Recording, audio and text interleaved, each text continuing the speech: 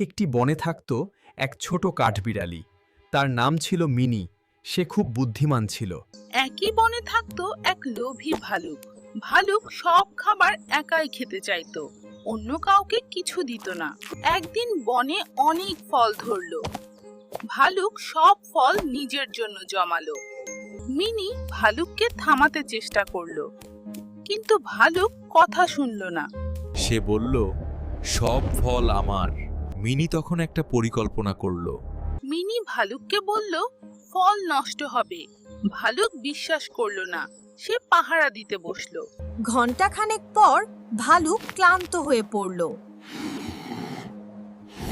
Mini সবাইকে ডেকে আনলো। সবাই মিলে ফল বাঁচালো। ভালুক কিছুই করতে পারল না। ভালুক বুঝলো সে ভুল করেছে। সে সবার কাছে ক্ষমা চাইলো। সবাই একসাথে ফল ভাগ করলো। বনে আবার আনন্দ ফিরে এলো।